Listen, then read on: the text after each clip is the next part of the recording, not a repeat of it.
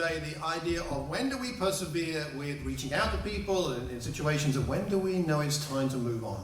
And I think it's very important for us so that we use our resources well and stewardship of the time and energy that we've been given. So let's have a look at a situation here in Acts chapter 14 and see what we can learn about this.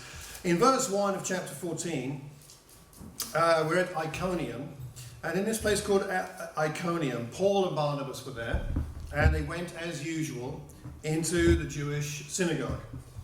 There they spoke so effectively that a great number of Jews and Greeks believed.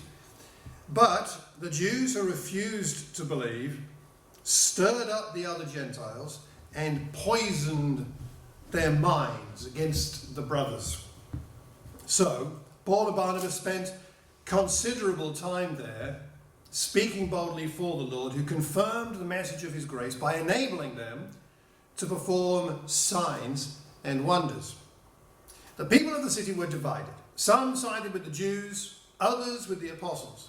There was a plot afoot among both Gentiles and Jews, together with their leaders, to mistreat them and stone them. But they found out about it and fled to the Lycaonian cities of Lystra and Derbe and to the surrounding country, where they continued to preach the gospel.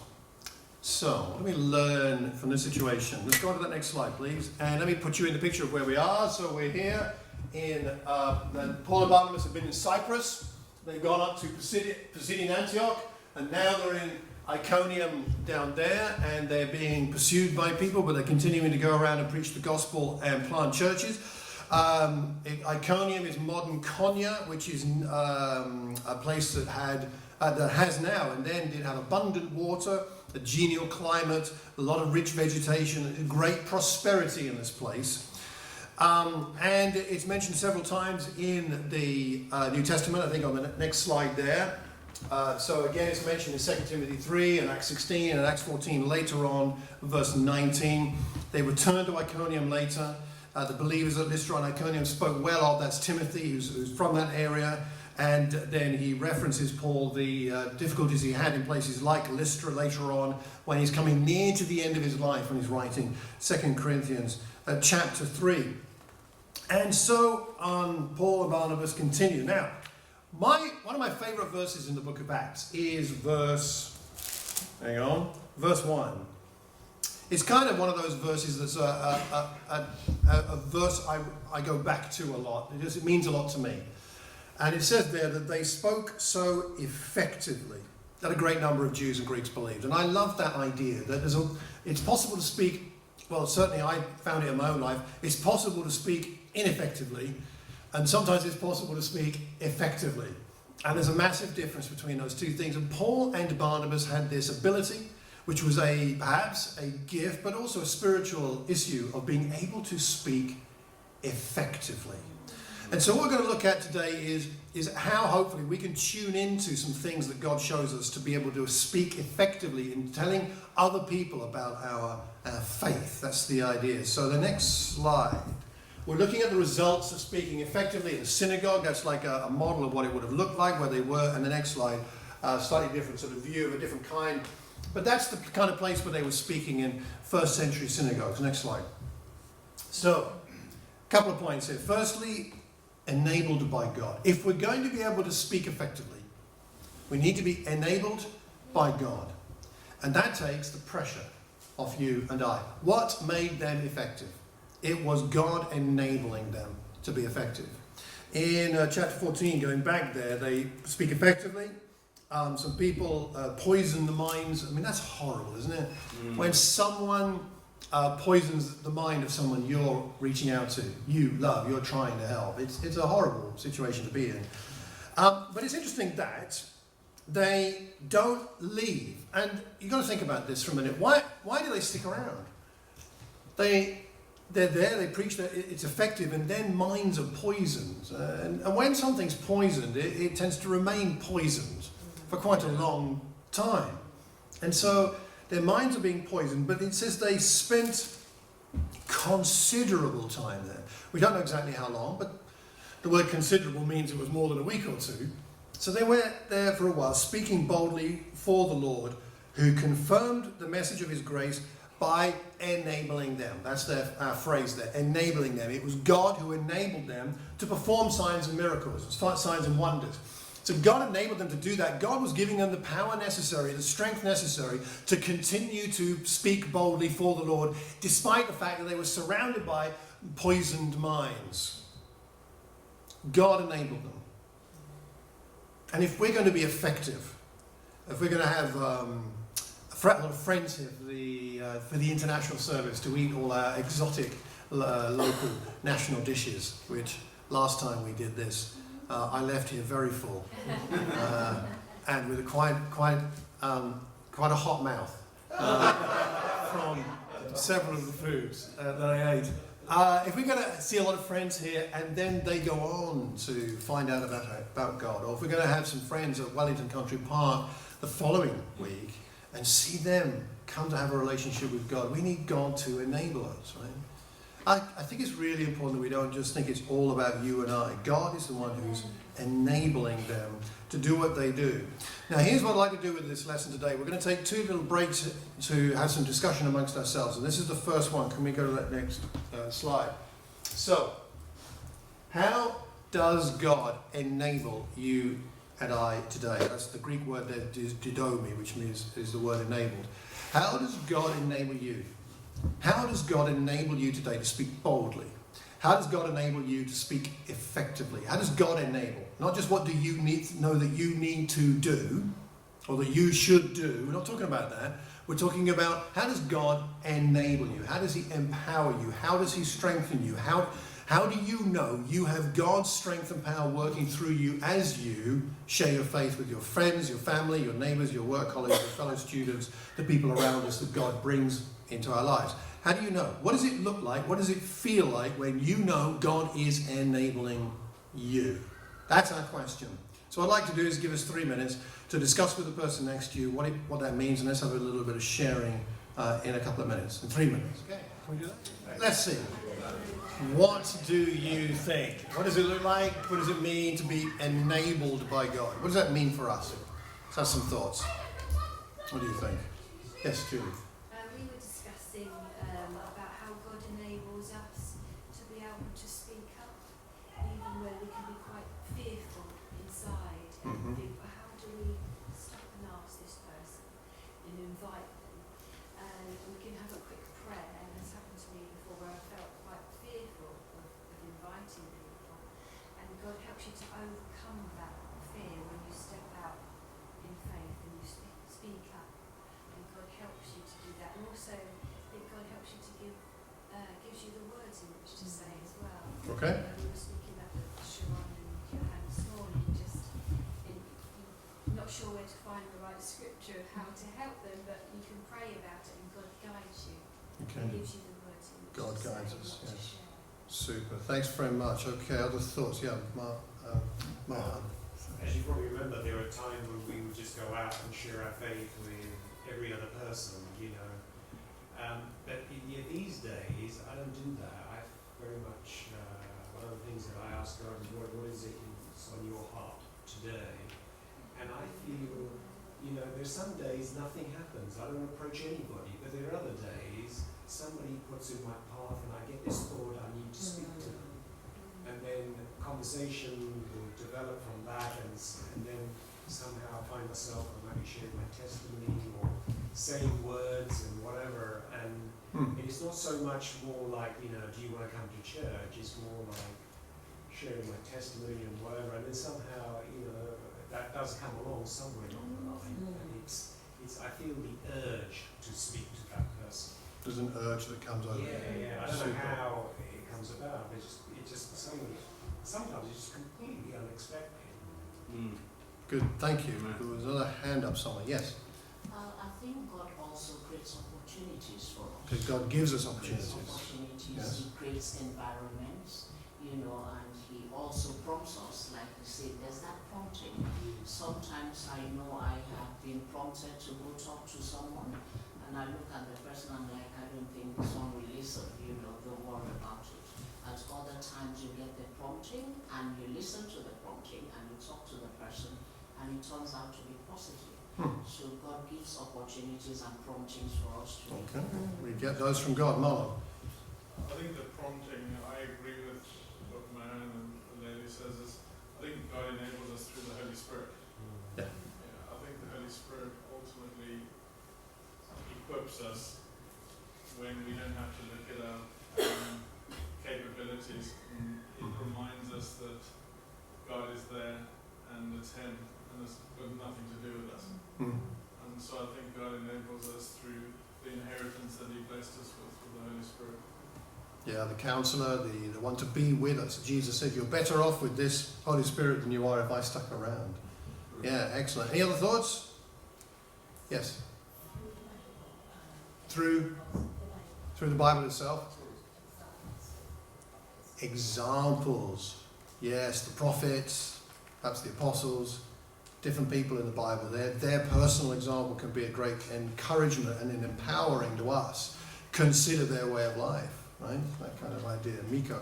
I think the Bible is good, like that it gives us a lot of verses, and verses that then pop up when we're in a certain situation that you just share.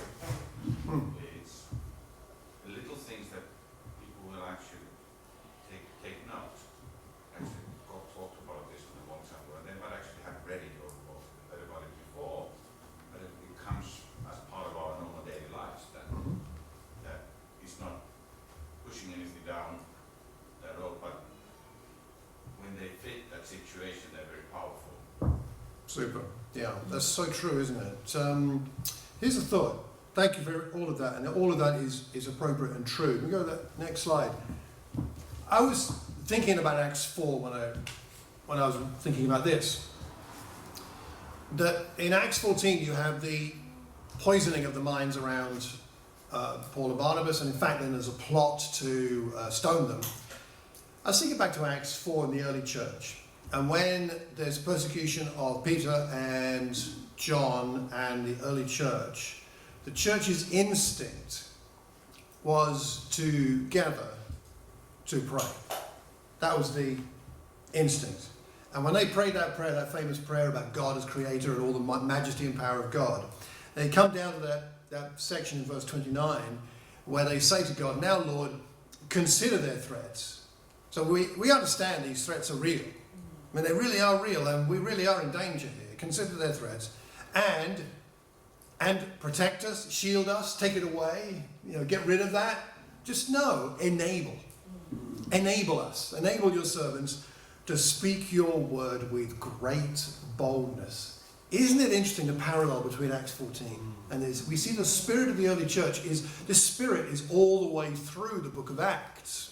It's not just then in Jerusalem early on, it continues quite a while later here with Paul and Barnabas in a very different context.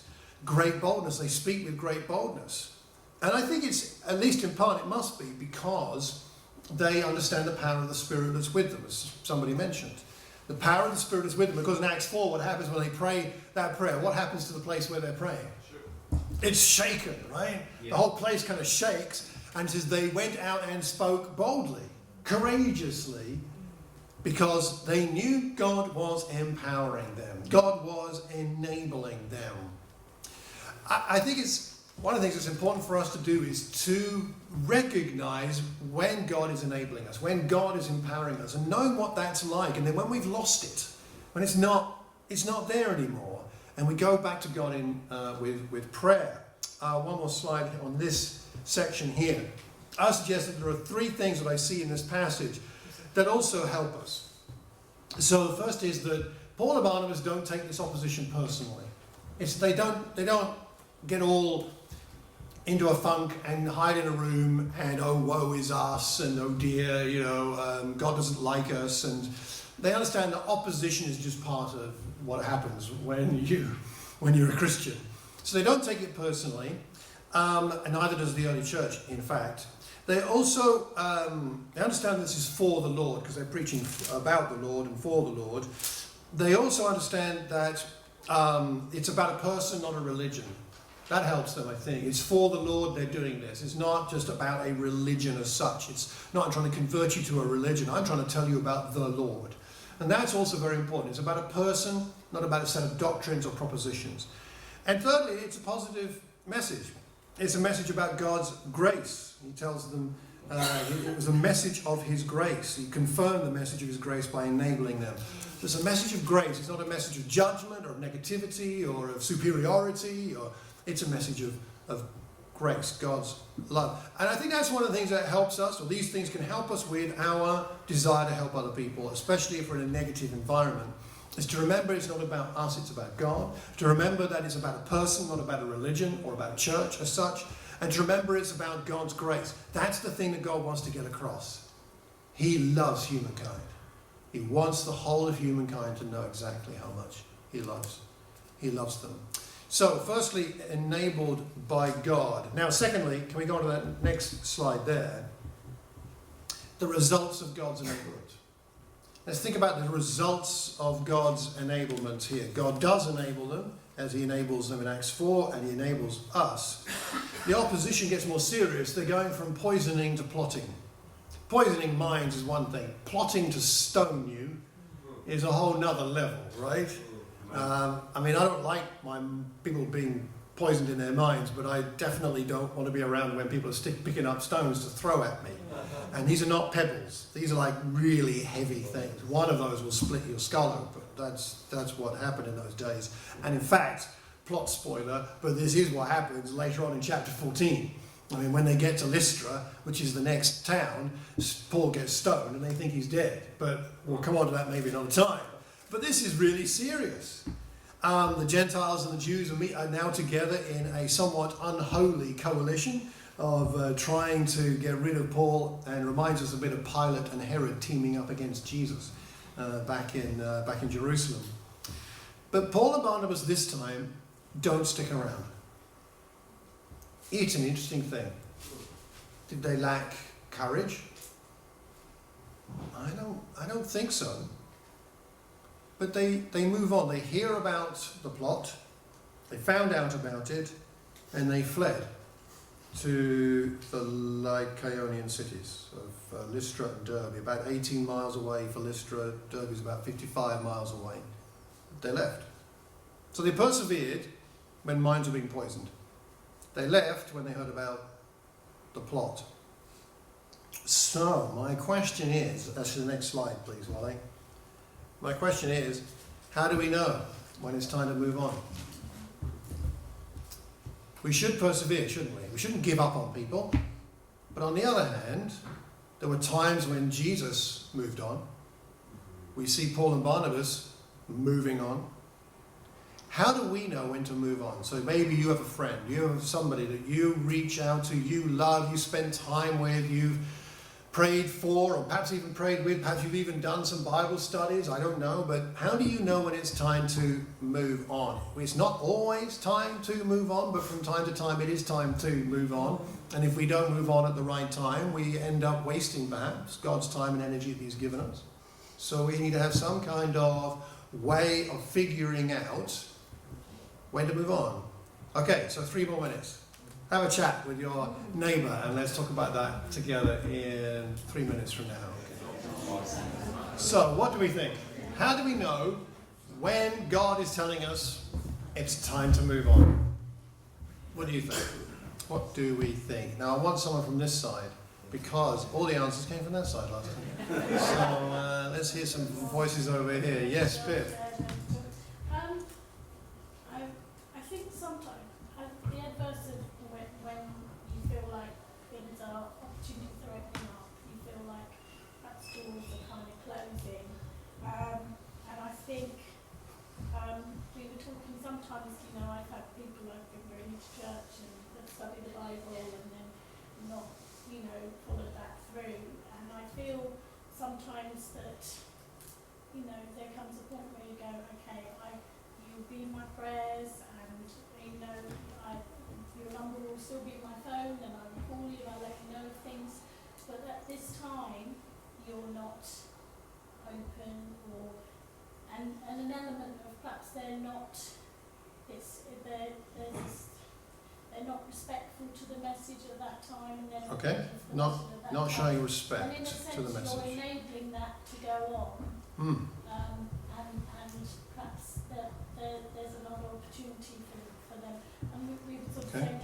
situations in the Bible where, some people weren't open to the message and Paul would move on to someone else and then the other people were like, well, hang on a minute, we're kind of jealous now, we want to, get in on the act sort of thing. So I think sometimes the doors close, you have to be aware of what the Spirit's saying to you, you have to be aware of, your own resources and your own ability to pour out Okay. Yeah. into a situation. Okay, I understand your limitations as well. Good stuff. Okay, Rudy. Well, and that's always a difficult one because I think I easily move on, Okay. no matter what it is. I think there was a situation where there was a couple who Lizelle and I studied the Bible with. The wife became a disciple, and then the husband decided that he doesn't believe in God anymore. And then he deconverted his wife. I mean, it was a really, really sad situation. I think many of us know what I'm talking about. And so we try to keep up this friendship, but every time we come to them and we want to sort of bring up this, there was almost like an aggression from their side that unless we are open to also be deconverted, we can't have these conversations anymore. Right. But I sort of thought it's good to keep on going on, but Lizelle helped me to think about it because we were thinking of inviting people over. And I said, well, why did we invite them? She said, you know what, I think it's time to move on. It's time to focus our attention on people who really want to know God, who want to serve God. And that was kind of refreshing for me. Sometimes the signs are just really clear. Sometimes it's just really, really obvious. This is going nowhere. Okay. Thank you. Why? Yeah. Could be like it happened for Paul and Silas. The people could be quite obvious to say, look, I've had enough. And please, I don't want to Go away. Yes. Could be quite obvious. It could be quite obvious like that. Yeah. And when the signs are not so friendly, you're no longer welcome. You're not And, welcome. Yes. Start giving excuses that are so obvious that you're no longer welcome to share the scriptures. That could be a reason. Okay, that's a good point. Yeah. Thank you. Got another one? Yeah. I think it's when I would say you can be more spiritually challenged, but then the challenge shouldn't drown your spiritual growth. And when it's that point when you feel like you ask the question to yourself, why am I doing this? And then that's when it's not the right place to be. I think Right. you should move on so that you don't get drowned by the discouragement and the embarrassment, because then I think we need to strengthen ourselves a bit more. Yeah. And Yeah. to face the Okay. Good. Iggy, last one? Yeah, I think the time I should move on is when I'm studying the Bible with someone and I see that you begin to compare what we are studying to others. As you initially said that there is a pollution of the mind Right. in which maybe after you speak to him, you go out there to be listening to others. So when you come to the study, you begin to make a comparison a lot from what you are saying to others, and the things keep on continuing. You should see that it's like he's having a pollution of mind somewhere else. Right. So I think it might be the time for you to say, okay, let me move on a bit. Could be. I'm not going to pretend that this is an easy thing to discern. Yeah. No. It's tricky, and there's also emotion involved. Yeah. Because if you move on, I often feel guilty. Like I lack faith for that person, or I don't really love them, or I'm passing judgment. I mean, there are some tricky areas here. I'm not pretending that we can solve that or answer all these questions now. But it does occur to me that it could be, and we need to think about this personally, would we be more effective if A, we persevered with God enabling us more, actually God's power, right? And that would make us more effective. Or would it make us more effective to not only have that, but to say, I need to redirect my energies to other new people? Maybe if one of those two might apply to you, think about that and pray about that and think about who's in your life right now as to whether you've got that balance right. Ask God for wisdom and maybe discuss it with friends here, because we need to use our resources the best we can for God, right? To be as effective as we can. Let me wrap up with a couple of ideas. If you can do the next slide for me, please, Wale. I would say that it is time to move on when you're dealing with a cynic, not necessarily just a skeptic. There's a difference. A skeptic is someone who is open to new ideas, but maybe doesn't like your ideas or isn't yet convinced of them. But if you give them enough evidence, they may well change their mind. That's a skeptic. A cynic is someone who has already decided you have nothing to offer them, and they'd rather argue than listen. And there's a big difference between those two things. And I set Siri off there somewhere. Oh man, I have powers. I didn't know. So cynic instead of Siri, is that what it was? Oh wow, this world is really weird, isn't it? We live in so everybody's listening. Oh gosh. So if you're dealing with a cynic, that's definitely time to move on. Oh, secondly, new opportunities. Scripture that's useful for the cynics is when you're dealing with a cynic is Matthew 7 verse 6. Do not give to dogs what is sacred. No, do not throw your pearls to pigs. If you do, they may trample them under their feet, turn and tear you to pieces. Okay, that's for the cynics.